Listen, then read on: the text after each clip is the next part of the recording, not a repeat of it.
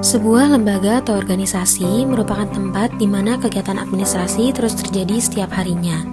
Kegiatan administrasi yang setiap harinya berjalan pada sebuah organisasi akan menghasilkan rekaman kegiatan yang berisi informasi yang memiliki peranan penting bagi keberlangsungan sebuah organisasi.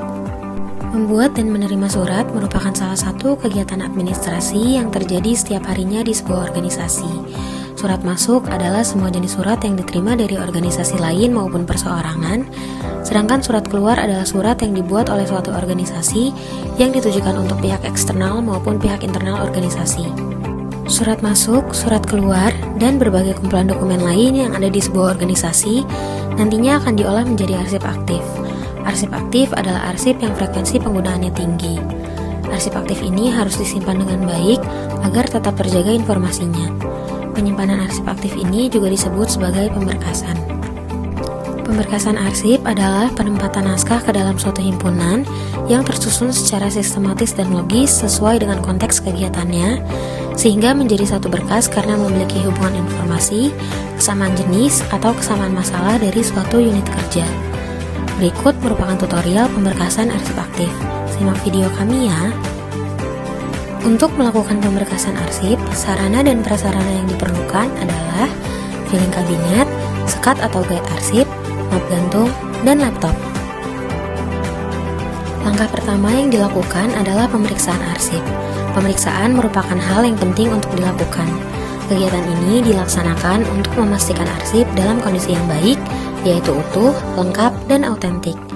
Pada tahap pemeriksaan ini, harus dipastikan juga bahwa arsip sudah diregistrasi dan sudah didistribusikan sehingga arsip siap untuk diberkaskan.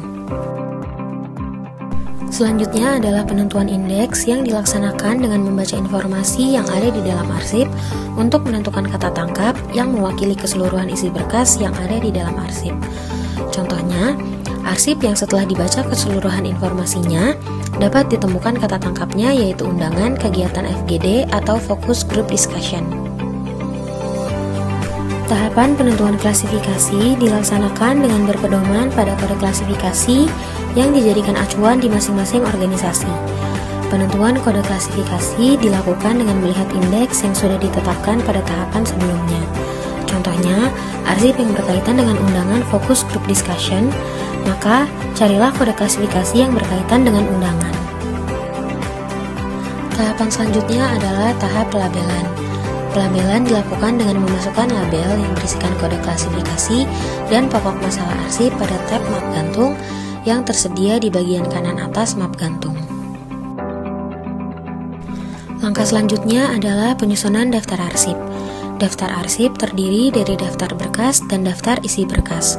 Daftar berkas memuat informasi mengenai unit pengolah, nomor berkas, kode klasifikasi, uraian informasi berkas, kurun waktu, jumlah, dan keterangan.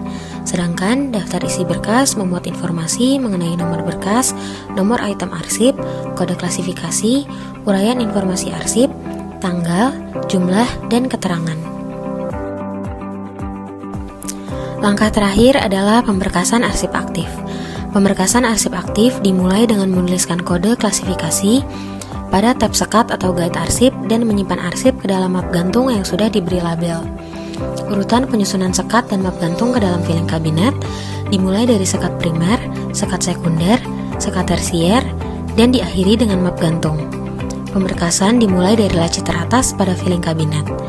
Berkas di dalam map gantung disusun secara berurut sesuai kronologis waktu, dimulai dengan arsip tertua yang berada di paling belakang. Demikian tutorial pemberkasan arsip aktif.